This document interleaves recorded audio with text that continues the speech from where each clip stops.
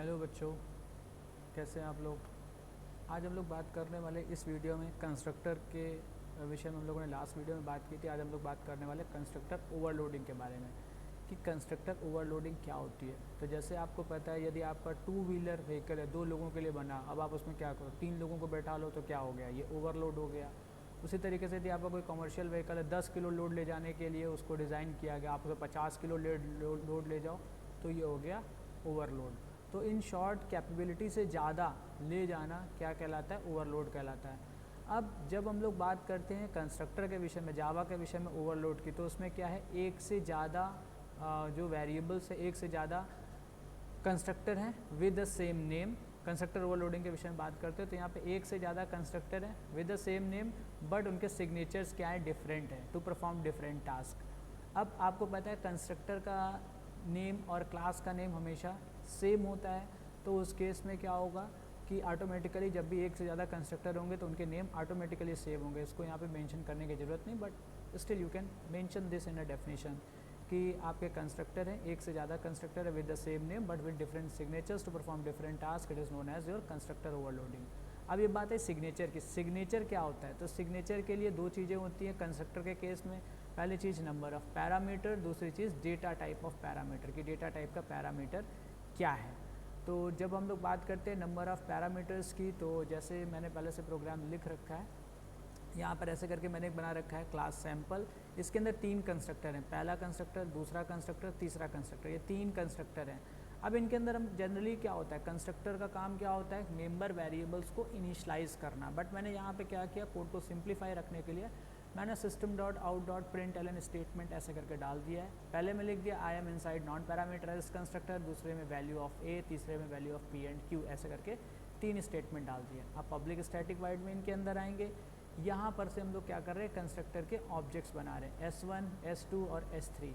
अब 3 ऑब्जेक्ट्स बना रहे हैं, तो उस केस में क्या हो रहा है, पहला वाला जब एग्जीक्यूट होगा कोड तो उस केस में यहाँ पर पता चला किस क्लास का ऑब्जेक्ट बनाना है, सैम्पल क्लास का। ऑब्जेक्ट का नेम क्या है, S1। न्यू कीवर्ड से क्या है, मेमोरी एलोकेट होता है। इस पर हम लोगों ने लास्ट वीडियो में काफ़ी डिस्कशन किया था, यदि आपने नहीं देखा तो प्लीज़ चेक कर लीजिएगा जाकर प्लेलिस्ट में। तो यहाँ पे क्या हुआ, न्यू कीवर्ड के थ्रू क्या होता है, मेमोरी एलोकेट होती। अब ये वाला केस आया कि जब जावा कंस्ट्रक्टर को ये मिला तो कौन सा कंस्ट्रक्टर एग्जीक्यूट होगा, क्योंकि यहाँ पर जावा कंस्ट्रक्टर जब देखेगा तो 3 कंस्ट्रक्टर हैं सैम्पल नाम से, पहला, दूसरा और तीसरा। तो उस केस में बात आती है सिग्नेचर की। अभी हम लोगों ने डिस्कस किया सिग्नेचर का मतलब number of parameter and data type of parameter. यदि किन्हीं 2 कंस्ट्रक्टर के सिग्नेचर्स डिफरेंट होंगे तभी जावा उनको एग्जीक्यूशन के लिए अलाउ करेगा। If they have same signatures then it will not allow. और यदि आपने मेथड वाला मेरा वीडियो देखा है, मेथड और फंक्शन वाला, तो वहाँ पर भी हम लोगों ने डिस्कस किया था कि जब भी हम लोग कोई भी मेथड और फंक्शन की बात करते हैं तो वहाँ पर भी मेथड और फंक्शन के सिग्नेचर्स डिफरेंट होना चाहिए, तभी जावा अलाउ करेगा, अदरवाइज उसको डुप्लीकेट एंट्री घोषित कर देगा और एग्जीक्यूट नहीं करेगा। तो और हम लोगों ने कंस्ट्रक्टर के बारे में बात किया। Constructor is a special type of function. क्या स्पेशलिटी होती है कंस्ट्रक्टर की, कि कंस्ट्रक्टर के केस में क्लास का नेम और ऑब्जेक्ट का नेम सेम होना चाहिए। और जो दूसरी स्पेशलिटी होती है, कंस्ट्रक्टर की कोई रिटर्न टाइप नहीं होती है। तो बेसिकली कंस्ट्रक्टर क्या है, कंस्ट्रक्टर फंक्शन की ही तौर पे काम करता है, बट उसमें क्या है, स्पेशल टाइप ऑफ फंक्शन है। इस पर हम लोगों ने बहुत डिस्कशन किया था लास्ट के वीडियो में कंस्ट्रक्टर वाले में, तो आप वहाँ से चेक कर सकते हैं। अब यहाँ पे वापस आ जाते हैं। अब जावा कंपाइलर ने यहाँ देखा सैम्पल नाम का कंस्ट्रक्टर हमको एग्जीक्यूट करना है और सैम्पल नाम से यहाँ पे 3 है, तो उसने क्या किया, फंक्शन सिग्नेचर की बेसिस पर number of parameter and data type of parameter match करना चालू किया। यहाँ पे कितने पैरामीटर है, यहाँ पे 0 पैरामीटर है, यहाँ पर भी 0 पैरामीटर। दैट मीन्स कॉल 1 के लिए एग्जैक्ट हमको कंस्ट्रक्टर मिल गया, यही वाला कंस्ट्रक्टर एग्जीक्यूट होगा, कहीं और जाने की ज़रूरत नहीं है। अब सैम्पल S2 की बात करें, दूसरा ऑब्जेक्ट क्रिएट हो रहा है, उसमें फिर से वही चीज़ कि किस क्लास का ऑब्जेक्ट क्रिएट करना है, सैम्पल क्लास का। ऑब्जेक्ट का नेम क्या रखना है, S2 रख लिया। और क्या करना है, न्यू कीवर्ड से क्या हुआ, मेमोरी एलोकेट हो गया और यहाँ पर एक वैल्यू 10 पास कर दी। अब यहाँ पे पैरामीटर्स मैच हुए, यहाँ पर भी पैरामीटर 1 है और यहाँ पर एक्सपेक्टेड पैरामीटर भी 1 है। इसे और इस तरीके से ये पता चल गया कि हाँ यही है। दूसरी चीज़ जो मैच होनी है वो है डेटा टाइप। यहाँ पर डेटा टाइप क्या है, 10 का डेटा टाइप है यहाँ पर इंटीजर, और वहाँ पर क्या डेटा टाइप एक्सपेक्टेड है, वहाँ पर भी डेटा टाइप इंटीजर ही एक्सपेक्टेड है। तो क्या हो गया, ये वैल्यू 10 उठ करके यहाँ पर चली जाएगी और इसके अंदर हमने एक सिंपल स्टेटमेंट डाल दिया, value of A is a ऐसा करके प्रिंट कर दिया, तो क्या आउटपुट आएगा, वैल्यू ऑफ ए इज़ 10 ऐसे करके प्रिंट हो जाएगा। तीसरे केस में क्या किया, यहाँ पर मैंने ऐसा करके ऑब्जेक्ट बनाई है, प्लीज़ इसको कंसिडर कर लीजिएगा, यहाँ आगे जगह नहीं होने के कारण मैंने इसको नीचे लिख दिया।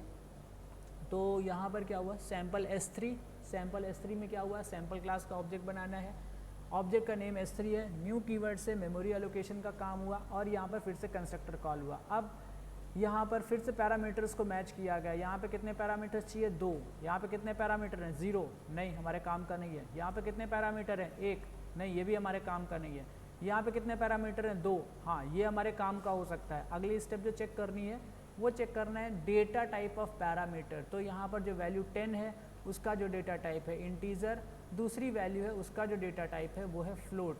अब वहाँ पे मैच किया, क्या पहला पैरामीटर एक्सपेक्टेड इंटीजर है, हाँ है, क्या दूसरा पैरामीटर एक्सपेक्टेड फ्लोट है, हाँ है, that means this is the same function, this is the same constructor which needs to be executed for this call placed at 3 number.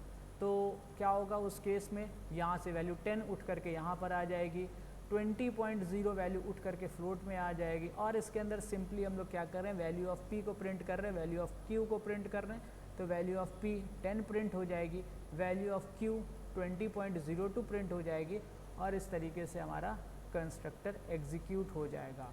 तो जैसे हम लोगों ने फंक्शन ओवरलोडिंग में बात करी थी, काफ़ी कुछ चीज़ें कंस्ट्रक्टर ओवरलोडिंग में वैसी ही है। फंक्शन ओवरलोडिंग की जब हम लोगों ने बात किया था तो वहाँ पर सिग्नेचर के अंदर हम लोगों ने रिटर्न टाइप भी लिया था, मगर कंस्ट्रक्टर के केस में क्योंकि कोई रिटर्न टाइप होता ही नहीं है कंस्ट्रक्टर में, तो जब हम लोगों ने सिग्नेचर की बात किया तो यहाँ से रिटर्न टाइप वाली चीज़ जो है वो हमारी ख़त्म हो गई। तो ये डिफरेंस होता है कंस्ट्रक्टर के सिग्नेचर में और फंक्शन के सिग्नेचर में, ये ध्यान रखने वाली बात है। अब इसके बाद जब हम लोग कंस्ट्रक्टर की बात कर रहे हैं, एक इम्पॉर्टेंट क्वेश्चन आता है, जो क्वेश्चन है what is the difference between method and constructor. ये आपका प्रीवियस ईयर में बहुत बार पूछा गया क्वेश्चन है कि मेथड और कंस्ट्रक्टर में क्या डिफरेंस होता है। तो जल्दी से इस क्वेश्चन को भी देख लेते हैं। जब हम लोग मेथड की बात करते हैं, इधर मेथड लिख लेते हैं, इधर लिख लेते हैं कंस्ट्रक्टर। जब हम लोग मेथड की बात करते हैं तो मेथड का रिटर्न टाइप होता है, कंस्ट्रक्टर में रिटर्न टाइप नहीं होता है। जब हम मेथड की बात करते हैं तो मेथड का name same as class name, method का name same as a class name नहीं हो सकता है। जबकि कंस्ट्रक्टर में क्या होता है, कंस्ट्रक्टर में ऑलवेज कंस्ट्रक्टर का नेम क्या होता है, वो सेम होता है क्लास नेम से। ठीक है, अगला पॉइंट, मेथड को हमको एक्सप्लिसिट कॉल करना पड़ता है। एक्सप्लिसिट कॉल करने का मतलब है कि हमको ऑब्जेक्ट बना करके कॉल करना पड़ेगा। जैसे यहाँ पर आप किसी फंक्शन को कॉल करते हो और आपने ऑब्जेक्ट S1 बनाया तो S1 डॉट ऐड इस तरीके से कॉल करते हो, मतलब आपके पास एक डेडिकेटेड स्टेटमेंट लिखना पड़ेगा to call a function. Function call के लिए आपको एक डेडिकेटेड अलग से स्टेटमेंट लिखना पड़ेगा, अदरवाइज फंक्शन लिखा रह जाएगा, एग्जीक्यूट नहीं होगा। तो इसको बोलते हैं एक्सप्लिसिट कॉल। कंस्ट्रक्टर के केस में इम्प्लिसिट कॉल होता है। इम्प्लिसिट कॉल का मतलब है कि आपको अलग से कोई डेडिकेटेड स्टेटमेंट नहीं लिखना पड़ेगा। ऑटोमेटिकली क्या होगा कि जब आपका कंस्ट्रक्टर बनेगा, जब आपका ऑब्जेक्ट बनेगा तो कंस्ट्रक्टर ऑटोमेटिकली कॉल हो जाएगा। कैसे, sample S1 equals to new sample, इसी तरीके का स्टेटमेंट लिखते हैं ना जब ऑब्जेक्ट बनाते हैं। तो उस केस में देखिए हमको कंस्ट्रक्टर को अलग से कॉल नहीं करना पड़ रहा। ये स्टेटमेंट जो है, ये स्टेटमेंट कंस्ट्रक्टर को कॉल करने के लिए नहीं लिखा गया। ये स्टेटमेंट किस लिए लिखा गया, ये स्टेटमेंट लिखा गया है ऑब्जेक्ट क्रिएशन के लिए। ये स्टेटमेंट है ऑब्जेक्ट क्रिएशन के लिए। कंस्ट्रक्टर ऑटोमेटिकली फ्री में कॉल हुआ जा रहा है बिना किसी एफर्ट के। इसका यदि रियल लाइफ टाइम एग्जांपल दें तो अभी जो आपकी नई गाड़ियां आ रही हैं उसमें क्या होता है, जितनी देर आपकी गाड़ी ऑन है उतनी देर उसकी हेडलाइट लगातार जलती रहेगी। तो पहले की गाड़ियों में क्या था, पहले की गाड़ियों में हेडलाइट को जलाने के लिए एक अलग से डेडिकेटेड बटन होता था।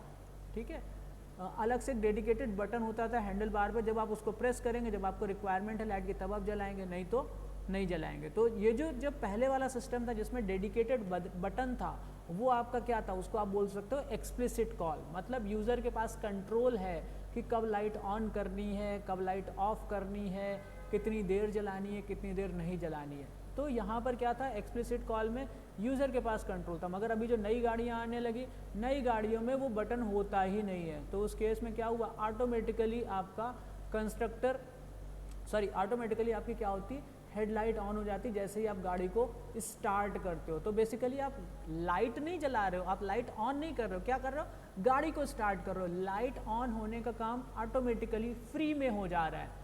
तो कंस्ट्रक्टर के केस में आप समझ सकते हो, this is your implicit call. ये स्टेटमेंट आपका ऑब्जेक्ट क्रिएशन के लिए, कंस्ट्रक्टर को कॉल करने के लिए नहीं है। कंस्ट्रक्टर को कॉल करने के लिए कोई अलग से स्टेटमेंट होता ही नहीं है। ये स्टेटमेंट है आपका ऑब्जेक्ट क्रिएशन के लिए। तो ऑब्जेक्ट जैसे ही क्रिएट होगी, automatically at the time of object creation ये कंस्ट्रक्टर कॉल हो जाएगा, कंस्ट्रक्टर एग्जीक्यूट हो जाएगा। तो ये आप एग्जांपल था जिससे आप समझ सकते हो कि इम्प्लिसिट कॉल और एक्सप्लिसिट कॉल क्या होती है। कंस्ट्रक्टर के केस में आपका इम्प्लिसिट कॉल होती है, मतलब ऑटोमेटिकली कॉल होती है, आपको उसका टेक केयर करने की ज़रूरत नहीं पड़ती है। जबकि आपका फंक्शन और मेथड के केस में आपको एक्सप्लिसिटली फंक्शन कॉल प्लेस करनी पड़ती है। तो ये आपका जैसे डिफरेंस पूछा जाता है, तो ये आपके बेसिक मोटे मोटे 3 डिफरेंस हो गए। एक हो गया रिटर्न टाइप, मेथड के केस में रिटर्न टाइप होता है, कंस्ट्रक्टर के केस में नहीं होता है। यहाँ पर मेथड का नेम कभी भी same as a class name नहीं हो सकता है। यहाँ पर ऑलवेज कंस्ट्रक्टर का name same as a class name होता है। मेथड के केस में एक्सप्लिसिट कॉल होती है, कंस्ट्रक्टर के केस में इम्प्लिसिट कॉल होती है। और इसके बाद क्या कर सकते हो आप, एक जब ये क्वेश्चन पूछा गया तो आप एक ऐसा सिंपल सा स्ट्रक्चर बना सकते हो जिसमें दिखा सकते हो यहाँ पर क्लास सैम्पल है और ऐसे करके एक कंस्ट्रक्टर बना दिया सैम्पल करके, और इसका कोड कुछ नहीं लिखा, इसको खाली छोड़ दिया, यहाँ ऐसे करके क्लोज कर दिया। ये हुआ आपका कंस्ट्रक्टर के केस का एग्जाम्पल। ठीक है, अब जब आप बनाओगे मेथड के केस में एग्जाम्पल, तो मेथड के केस में आप क्या कर सकते हो, ऐसे करके इसको इरेज कर देता हूँ। मेथड के केस में क्या बनाओगे, यहाँ पर आपने बनाया क्लास सैम्पल और उसके अंदर बना दिया एक मेथड इंट ऐड करके ऐसे करके, और यहाँ पे कर्ली ब्रेसेस, यहाँ पे कर्ली ब्रेसेस। तो आप लिख सकते हो this one is your method and this one is your constructor.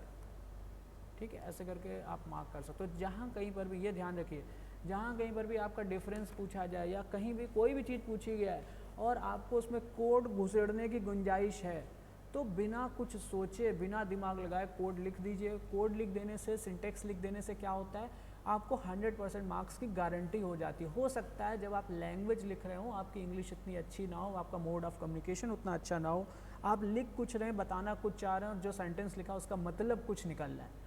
तो उस केस में सेफ साइड के लिए यदि आपने कोड लिख दिया है, तो जो एग्जामिनर आपकी आंसर शीट इवेलुएट करेगा उसको देख के अपने आप पता चल जाएगा कि हाँ भाई इसको आता है। इसी तरीके से जहाँ पर डायग्रामेटिक रिप्रेजेंटेशन हो सकता है, बिना झिझके यहाँ डायग्राम बनाना चाहिए नहीं बनाना चाहिए, बिल्कुल बना दीजिए।